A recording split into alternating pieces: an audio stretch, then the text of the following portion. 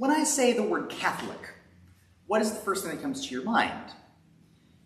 Usually, within the United States context, and really, if we're just honest with ourselves, most of the worldwide context, we think of the word Catholic as meaning a certain denomination of Christianity. And that denomination of Christianity is officially titled Roman Catholicism, or the Roman Catholic Church. And whenever we say Catholic, we often are referring to the big organizational denomination and the rich theological tradition of that particular part of the church. But in the original use of the word Catholic, it really was not a word that was meaning to pigeonhole a certain kind of Christian, but rather it was meant to be a word that meant that it is pertaining to the whole or the universal expression of Christianity. To say that I believe in, as we do in the Apostles' Creed, one holy Catholic and Apostolic Church is not to say that I only believe in the Roman Catholic Church. The original meaning of that Apostles' Creed from way back in the 300s, and earlier versions exist before that, is to drive home that we believe in one church that is Catholic in its sort of constitution. And by that word Catholic, it means that it is undivided from itself. It is pertaining to the universal expression of Christianity. The unfortunate thing is that as our history within the church moves on, the word Catholic becomes something that you are over and against other groups that we see within Christian history. And we're not even talking about Roman Catholics and the Eastern Orthodox that officially go their separate ways in 1066 AD. It's more that the word Catholic can quickly become something in which we are this rather than that. However, that gets turned on its head in the Protestant Reformation. When we get to the Protestant Reformation in the 1500s, anything that is Catholic is something that we are not. We are not Catholic. We are not popish, as we see within some of the writings. And this anti-Catholic tendency within the wider Protestant traditions is something that is both a sort of demarcation of the Protestant Reformation. We're not this. But it also becomes, once again, a sort of boogeyman for anything that the Protestant Reformation might see as being too out there, too superstitious. Or really, in a lot of ways, there are certain things that we Protestants do that those Catholics do not do, and there are certain things that those Catholics do that we Protestants don't do. The line between those things really is largely made by us. We are the ones who kind of make those dividing lines. But at the same time, it provides some interesting perspective on what we talk about when we talk about vows. Because when we talk about vows in the church, as we have been these past 6 weeks, and we've talked about them ranging from all kinds of sacramental life, baptism and confirmation and marriage and monastic vows, what we quickly, I think, hopefully what we're seeing is that the vows of the church are really not anything that has to do with whether you are Protestant or Catholic, or Eastern Orthodox, or any other sort of denominational tag. Rather, what we're trying to say is this Christian, first and foremost? But we still have to wrestle with the fact that just because something is Christian might not apply to every Christian group equally. The sorts of structures, organizational structures that we conceive of as church, in the institutional sense, really do have some major differences between how different denominations function. And so the question of vows in the church, particularly monastic vows, become a really big sticking point for the Anglican tradition specifically. We're focusing in on the Anglican tradition, as we have throughout this entire book, but one of the particular struggles that the Anglican tradition has in its history is this anti-Catholic bias, which is perhaps earned in the Reformation, perhaps maybe not as well earned in the subsequent years, but this anti-Catholic, at least suspicion, of things that look, quote-unquote, Catholic, which what we mean by that is Roman Catholic. When it comes to monastic vows, we can probably see why this comes up. Because monks and nuns, for the vast majority of people in the Western world, is a Catholic thing. Within Protestantism, there is perhaps maybe only one example of a major Protestant branch that has monastic vows and monastics within it, and it is the Anglican tradition. Notwithstanding, there are certainly other vowed monastic houses that are interdenominational. They don't necessarily try to hold to any denominational tag, and we have really good examples of more contemporary groups that do that. But suffice to say that if you were the average person living in the United States, and you were to say that you are a Christian monastic, you're a Christian monk, or you're a Christian nun, the vast majority of people are going to assume that you are Roman Catholic. That's just a simple matter of fact. Which is why when Anglican religious orders say that, well, we are Catholic in the wide sense, but we're not Roman Catholic specifically, it gets really confusing for some people as to how do these two things work. Well, the very fact that that is a kind of common conception means that there's more going on beneath the surface. The tip of the iceberg is the outward expression of the monastics that we see. But the stuff that's underneath the water is perhaps the helpful history that we need to acquaint ourselves with before we get to, let's say, a more unified idea of what we mean by vows in the Anglican sense and what we mean by Christian vows in the wider sense. Getting beyond the denominational tag is perhaps not going to be possible. And let's yield that point. It's probably not going to be possible for us to see how we are to chart a path into a more universal vows language within wider Christianity. In a lot of ways, the church is simply too diverse for that, perhaps. And perhaps global Christianity is sort of presenting that problem in that the diversity in Christianity might be just as much of a strength as the sort of common context that we all share. But as we explore today, we're taking a more specifically historical look at Protestant and Catholic understandings of what vows mean, and why the institutional structures around these vows are just as important for us to take into consideration as maybe the sort of theological ideal of the vows themselves. So that being said, let's take a look at the history of why this is a problem for us Anglicans, and where potential attempts at a solution might be coming from before we get to next week's chapter that covers what's called the New Monasticism, which is a very contemporary attempt at this sort of revival of vows in the monastic sense, on the one hand, but also in the general sense of Christian vows in the kind of general expression of Christianity.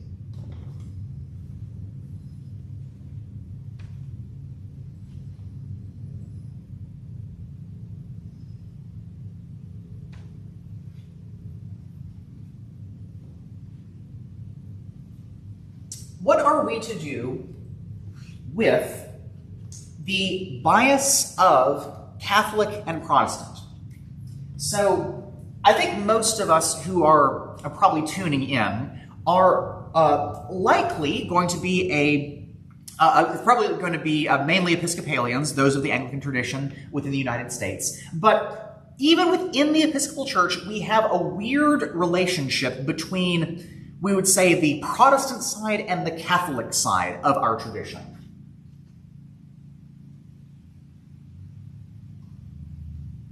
And this is for a really good reason, actually. Because these two seemingly distinct poles are not exactly poles in this sort of like divergent sense. It's more of a sliding scale. And really, if we were to talk about Anglicans in general, most things are going to be a kind of interesting sliding scale. If we were to kind of pictorially think about this, we can think about there are extremes on both sides. So we have extreme on this side, we have extreme on this side, and we have these sorts of barriers that fence in this sort of fence line that we're trying to sort of chart within this particular area. It's sort of more like a Venn diagram. So if we were to, let's say, draw some overlapping circles, in the Anglican tradition, we have in these border lines right here what we would call the essentials of the tradition.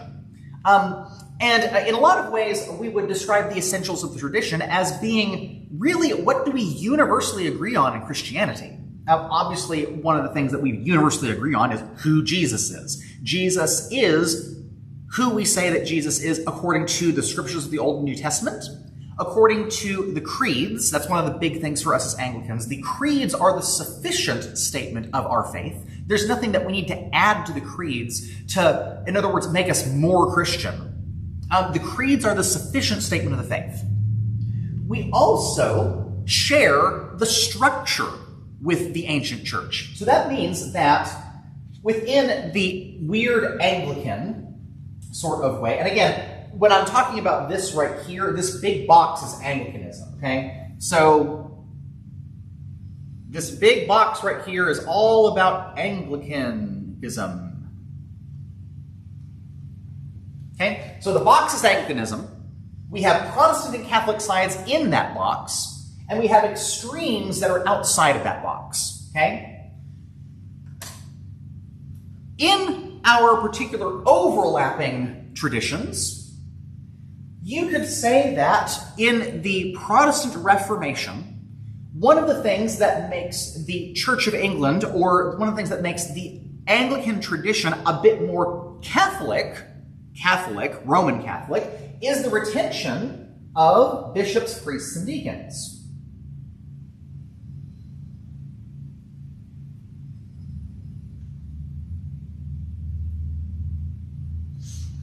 The retention of the historic order of the church is one of the things that is unique to the way that Anglicans have done things.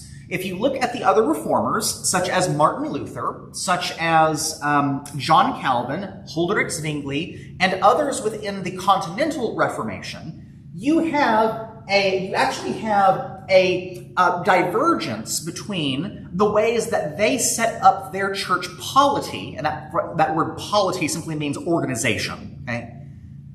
As opposed to the Church of England, the Anglican Church, which retains the historic structure of bishops, priests, and deacons. So that's one thing that we have on that side, okay? However, one of the things that gets thrown out in the Protestant Reformation is the monastic orders, okay? So in the Protestant Reformation, the Church of England got rid of monastic orders. And in fact, one of the things that you will note in the history of the Anglican Church is that one of the big things that Henry VIII did during his reign was basically dissolve a lot of the monasteries, not for theological reasons, more for economic reasons. Henry needed the funds in order to fund a lot of the conquesting machine and a lot of the efforts to keep a standing army. We can get into that debate all that we want to, but all that to say is that monastic orders were basically dissolved under Henry. The thing that happens, though, in the 1800s is a revival of monastic orders. And the reason why I'm going to put this on this side, monastic orders,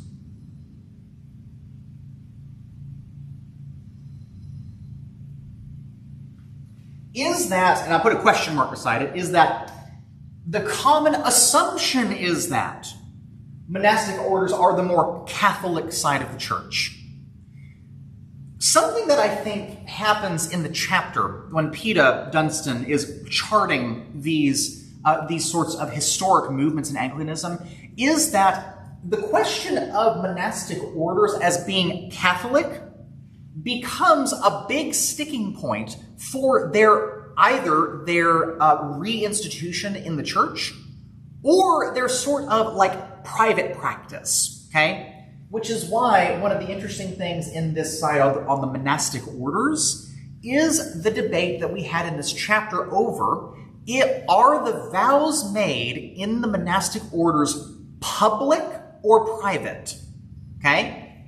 Because when we look at spirituality in the Protestant Reformation, what exactly are we looking at? In a lot of ways, we're looking at a movement against the sort of institutional public idea of church, writ large in the Roman sense. And we have much more of a, we would say, privatization of spirituality in general. It's a more individual basis rather than a corporate basis. And so in the Protestant side of the Anglican tradition, we have, I would say, more individual spirituality.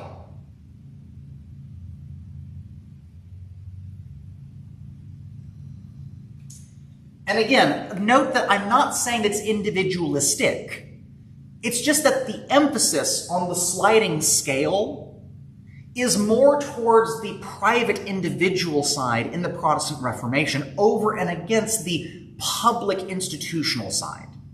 By the way, this is summed up quite neatly in fact, the ways in which Huldrych Zwingli and others such as John Calvin imagine the structure of the church itself.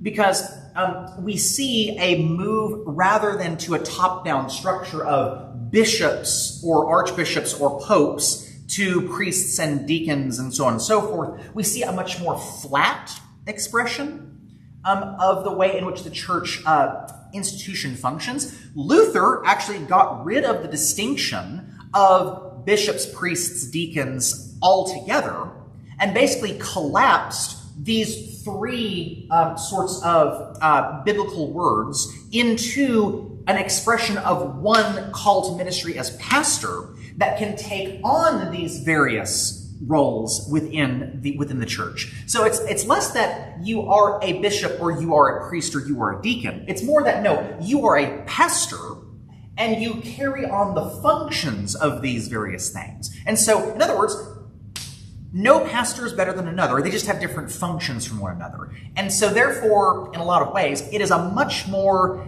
democratic structure in a lot of ways. And in a lot of ways, Luther and Calvin really do return to the common way in which bishops, priests, and deacons functioned within one part of the church, which is that there was no such thing as a better priest or a better bishop or a better deacon. In a lot of ways, the calls of the particular people, and we see this within the Bible, were according to the specific call of the person. This is, by the way, going back to Paul's analogy of the body. We all are individually members of the body, but we are also members of this big body called the church, the bride of Christ. And we all have various functions in it. In a lot of ways, we could see this flattening of that by Luther as a return to some sort of understanding of equanimity or equality within the body, even though we have different functions. And that more individual spirituality means that call to certain kinds of work in the church is meant for more of the individual call rather than the corporate structure. And so on the Protestant side of the Church of England, we have more of an emphasis on local expression. Local expression takes local expression of spirituality in the local specific churches is what takes precedence over and against the big institutional ways that we do things. In other words, instead of asking, what does the Anglican tradition say about something, we would instead ask, well, no, what does Trinity Church in Searcy do about this? And there's more reference to, okay, what works for the local community? What works for the local congregation, irrespective of whether it works for the bigger church or not, and really irrespective of whether it is tied to any sort of historical precedent. The question is more of, again, a functional reality rather than a sort of holding to the traditional idea. And by the way, if you notice a lot of these pieces of language that I'm using, notice how tradition is being referenced on the Catholic side and local is being used over here, fresh expression, functional sorts of ways over and against a sort of institutional process. Notice that this has nothing to do with whether this is Christian or not. It has everything to do with how we conceive of an organization being run, right? And in a lot of ways, the Christian tradition has bounced back and forth about this, okay? But now, in this specific chapter, we do have overlap, and this is where the overlap starts coming. What is the thing that holds all these things together?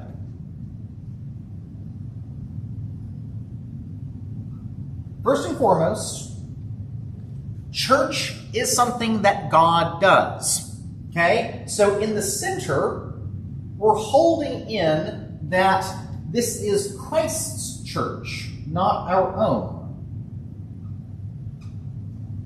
Christ's church.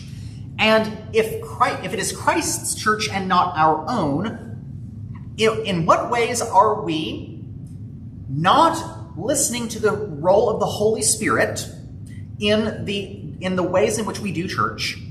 And do we have a tendency to throw out good things simply because they look Catholic because of the ways in which, let's say, monastic orders only exist really in one expression or one kind of expression of Western Christianity, which is Roman Catholicism?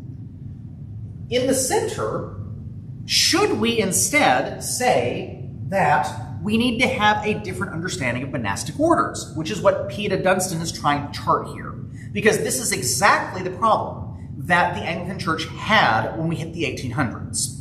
When we hit the 1800s, we have a big fight over what does it mean to be the church. And in a lot of ways, we ask ourselves, do we even look like the church? Notice the term look like the church. How do we know what the church is?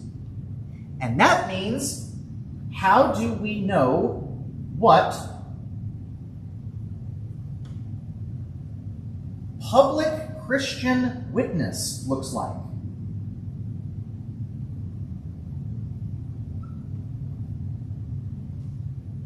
Public Christian witness is a big part of this chapter, because if we are publicly Christian, if we are public Christian witnesses to Christ's church, and likewise to what the tradition of Christianity is, and if we say that, and I would say vows are a big part of this, vows,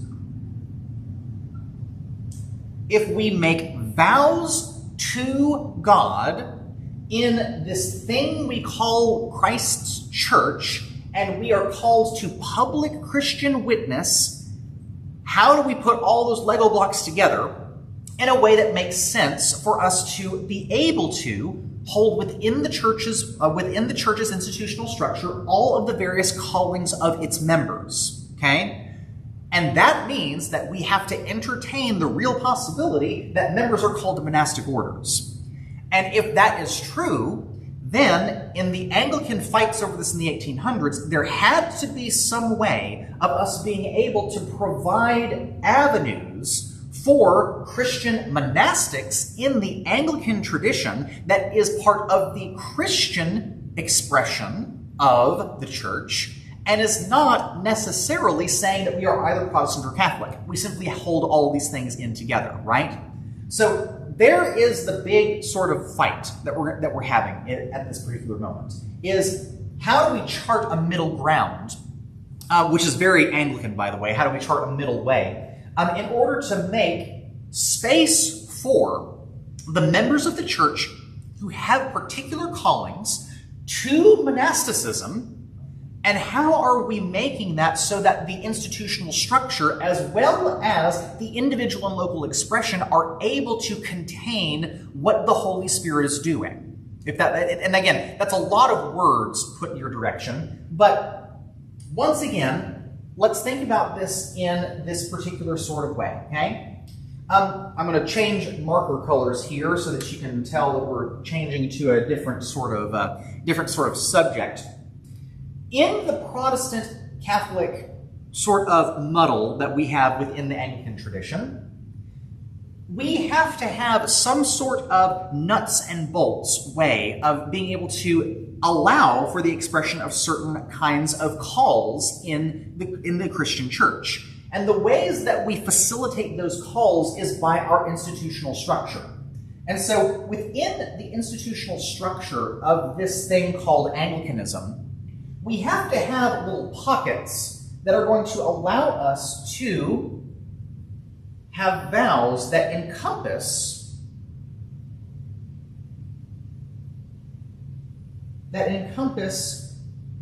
all of Christian life.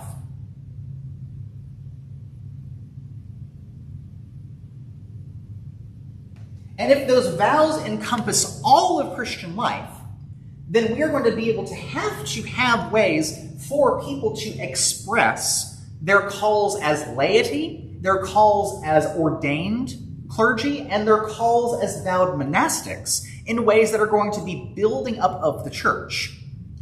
In the 1800s, okay, we have this movement in Anglicanism called the Oxford Movement.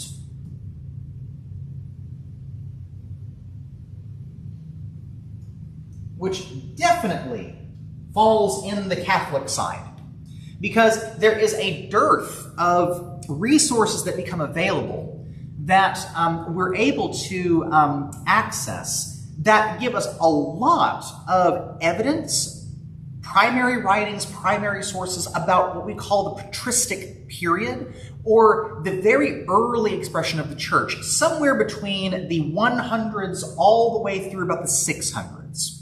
And the people at the time who were doing the translations, who were doing the sort of theologizing at Oxford and also at Cambridge and also across the pond over the United States, were inheriting a lot of these sources and were asking themselves the main question of, what does it mean to be church? In other words, what does it mean to be church in the historic sense?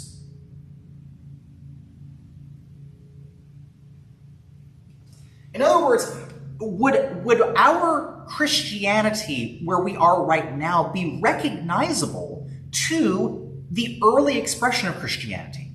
And in a lot of ways, the early expression of Christianity for the Oxford movement, in their Catholic sort of way, acts as a measuring stick to sort of say, okay, here is what the early church did and how they did it. In what ways does the contemporary expression of church match up or not match up with this particular way that the early church did it? And what does that have to teach us? And so, in the historic sense of Christ's church, the Protestant side is going to say that history is suggestion.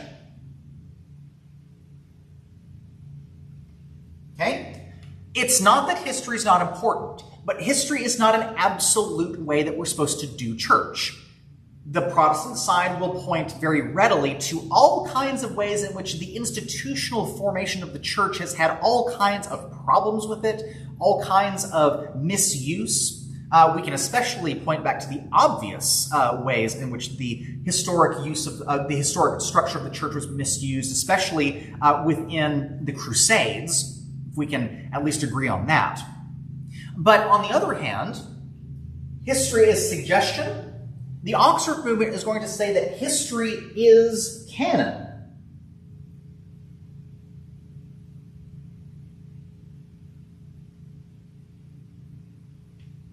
And by the way, I'm meaning Christian history. I'm not meaning just history in general. But Christian history is canon. And what I mean by canon, C-A-N-O-N, is that Christian history is the measuring rod by which we actually measure whether we are actually in line with what the church actually is, its own constitution. And if we are so wildly different than what the early church's constitution was, then the Oxford movement is going to say, how can we say that we are even Christian at that point? Who cares if we look like Catholics, Roman Catholics, if we hold to these kinds of ways? If we just throw out everything that looks Catholic until we're not even Christian anymore, then what does that mean? On the Protestant side, on the other side, they're going to say that, well, okay, pragmatically, there are certain ways in which the church in its historical formation saw that certain things were helpful and certain things were not. But that's not an absolute. In other words, bishops, priests, deacons, monastic orders are not an absolute thing. They're a particular expression of Christianity that was helpful for a time, but is no longer, let's say, helpful anymore. There's sort of a loose way that we hold history as containing the works of God, but not the absolute commands of God. In other words, for the Protestant side, as you can probably see, the Bible is the ultimate measuring rod, and everything that comes after the Bible is mere suggestion. The Catholic side of Anglicanism is going to draw that circle a tad bit wider and say that no, tradition has something to teach us that does contain absolutes in it, and the tradition is something that we have to hold to as it comes to the ways in which we express church, because if we don't look like how the church used to look like in the ways that follows immediately after Christ, how are we to say that we are church at all? So there is obviously, once again, notice how so much of this has public, and so much of this side is private.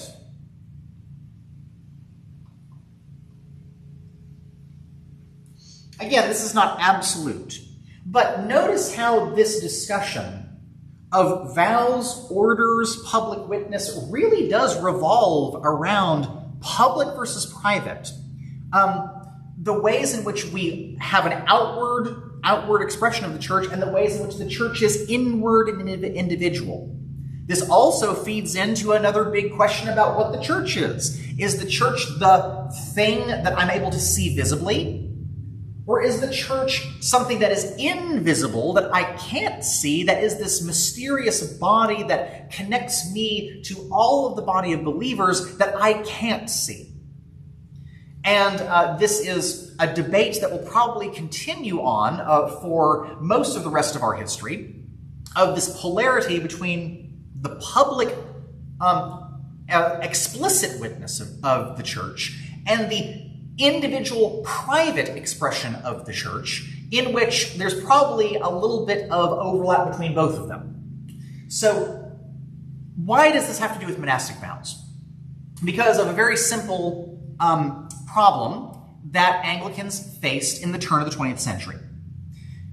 Putting all of this here, why do we talk about this? Well, here's why we're talking about it. In the turn of the 20th century, we have burgeoning monastic vows and monastic houses that have begun have come to become quite prominent within the Anglican tradition. We have an explosion of these houses that begin to cause problems for how do we deal with those houses, because are those houses private? Are the communities that are made up of these vowed monastics private individual spirituality that some people are called to that don't have anything to do with the governance of the church? Or are these vowed monastics public in their sort of vows to the church, and do those public vows made to the church in the same ways, by the way, that marriage is made, in the same ways that baptisms are made, so on and so forth, these public, this public vow made to the church, does that make those monastics who are vowed to these places, how are they working into the institutional structure? Bishops have had different answers to this, based upon different tensions. Because there was one bishop that was noted, Bishop Grafton, within the Episcopal Church, that talks about the sincere importance of vowed monasticism. Bishop Grafton was a member of the Society of St. John the Evangelist, one of the monastic orders in the Episcopal Church that is very healthy and still exists. You can go and visit the brothers up in Boston, Massachusetts, and in fact, you can catch them on YouTube with their daily meditations and things like that. So, in fact, you could actually invite some of the brothers to come and visit your parish, and in order to kind of bring home the fact that these are real people within the church. But if we are to say that, like the Society of St. John the Evangelist, this is a public thing, that means that within the church's polity, we are holding the vows made by these monastics as being explicit and likewise as being binding, okay? Making public vows in the presence of the church before the people and especially before the ordained clergy, especially the bishop, is a different level of promise than simply a private individual sort of thing before you and God that really is contingent only on how well you can keep it and how well you can keep up the particular practice that you have said you're going to keep in practice, rather than an institutional promise that has ramifications for what you do, and likewise, that, as Peter Dunstan notes in this chapter, becomes indissoluble vows. In other words, when you make monastic vows, just like the Roman Catholics do, is this truly a lifelong call that you are going to live into for the rest of your life in the same ways that we talk about marriage?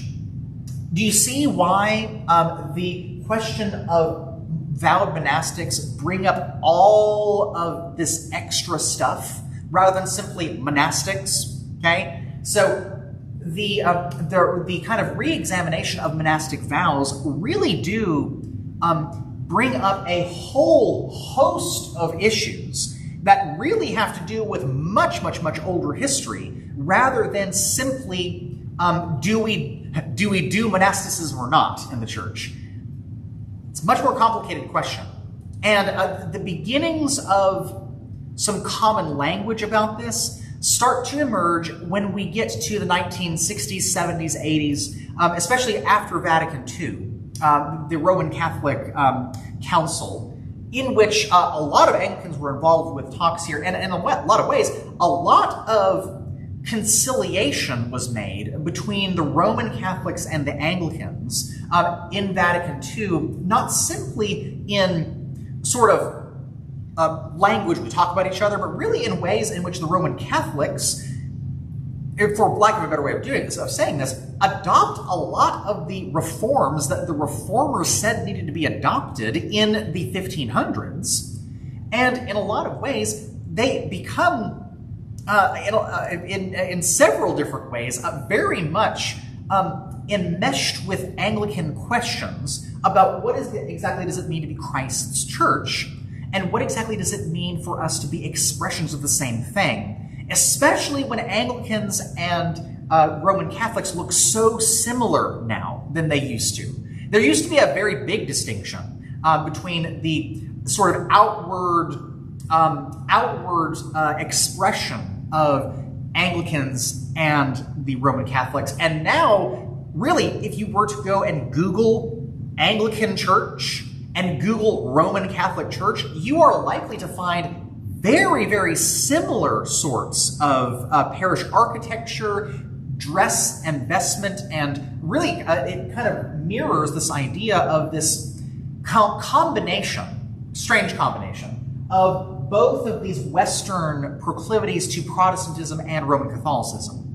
So the question becomes a much more live one, which we're going to talk about next week when it comes to the new monasticism. But you need to kind of get this under your belt. When we ask the question about vows, especially when we ask the question about Christian vows for monastics, all of this comes up with it. You can't dig up the history of the church and not get the rest of this dirt with it, if it makes sense. When you plunge your shovel into the ground, you're going to dig up, along with your vows, all of this as well. And all of this is going to need to be carefully treated, because we have people who, of good faith, come from these various sides. The question that we have in the contemporary language is to be a part of this little fence. We need to keep that conversation in these fences that we all agree on, that we all kind of universally understand.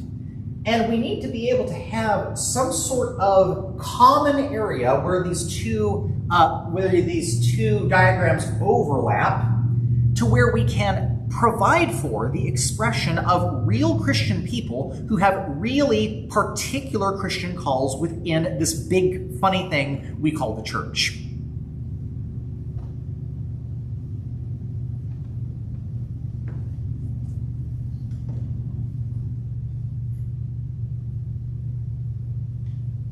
So when we sum it all up, Christian history is a complicated animal to get your hands around. It is something that is both informative, on the one hand, about how we have, throughout the history of the church, dealt with particular issues, but it also has everything to do with contemporary issues as well. Contemporary issues in the church don't come from nowhere. They come from real questions that the church has had to wrestle with. But undergirding all of that mess that the church might be is a rock-solid belief and faith that God is still working with the church, that Jesus' church is still doing its thing, and that the bride of Christ really still is the betrothed of God. And so the questions that we have brought up about the history of Anglican monastic vows and vows in general are going to be tempered, I think, a little bit by our next chapter that will talk about attempts at maybe rediscovery, or even in a lot of ways, simply a fresh expression of what the core fundamental principles of early monasticism was. And it might take on forms that you might never have thought of as monastic. Some examples that we'll hear about next week are dispersed communities. The example that, we got a little example of it today, but the example of dispersed communities that don't have a central, in other words, they're not monastics that all live together in one place, but they're dispersed. They are in various communities. They are living in different cities, different towns, and yet they all are formed around a common expression of life. That is an interesting gray area that our author next week takes up.